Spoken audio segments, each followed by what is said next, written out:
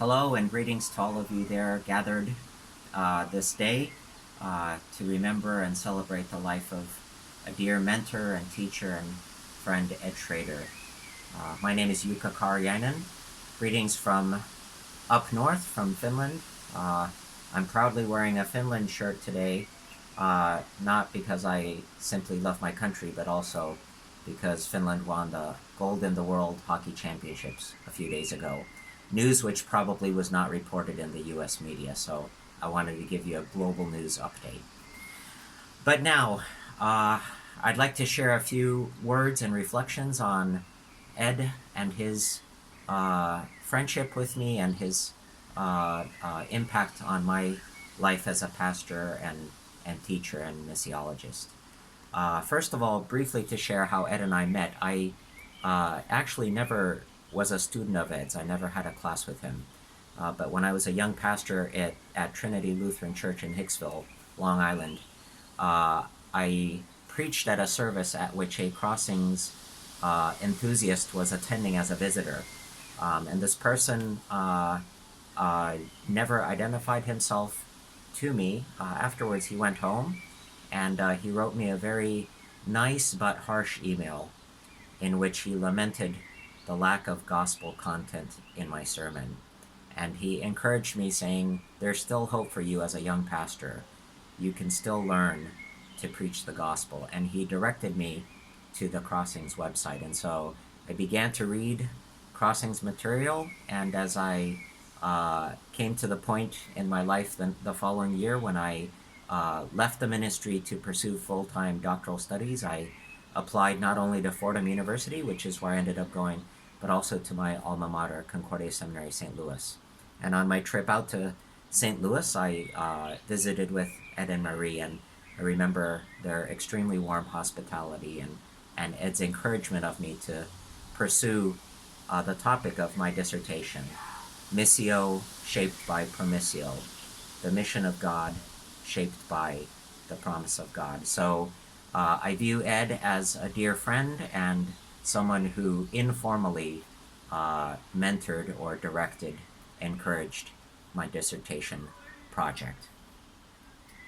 Martin Luther famously wrote, God does not deal, nor has he ever dealt, with us except through the word of promise.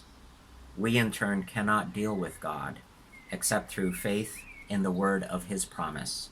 These two, promise and faith, must necessarily go together.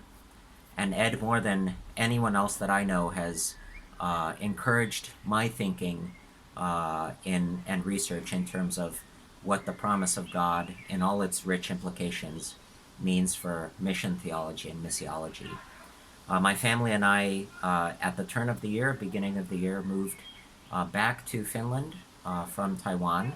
I was recruited to serve as mission theologian at the National Church Council in the Evangelical Lutheran Church of Finland. And while I feel somewhat like Joseph, who am I? I'm not worthy to be plucked from obscurity to such a potentially influential position. I reflect almost daily on Ed's influence on my life as I seek to carry out my calling faithfully in this new position.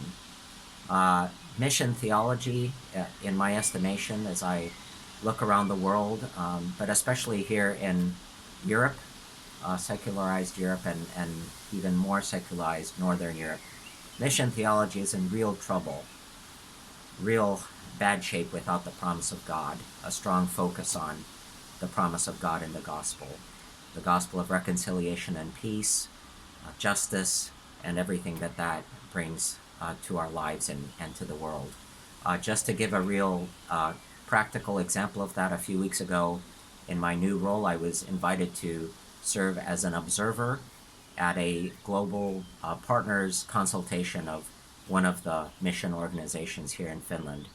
And I was deeply dismayed and distressed and disturbed, to say the least, at what I heard during those 4 days. I made a personal count of certain terms that were mentioned, and unfortunately global warming beat out Jesus 52-6. much of the rhetoric and talk was about what we must do to save the earth, what we must do to bring about and to safeguard human dignity and justice and peace. And lacking in all of that talk of good work was the work that has already been done on our behalf and on behalf of others. That is through the cross of Christ. And so, if that consultation was any indication of the global state of affairs in terms of mission theology and the church's mission, we have a lot of work to do in terms of keeping the gospel promise crystal clear and at the forefront, at the very center of the church's mission and our Christian witness. So I wish all of you God's richest blessings in your time of fellowship there today. Regret I'm not able to attend in person. But Marie and family members, God bless you. God watch over you. And if any of you are ever traveling to this part of the world, please do look me up. Thank you for giving me this opportunity to share.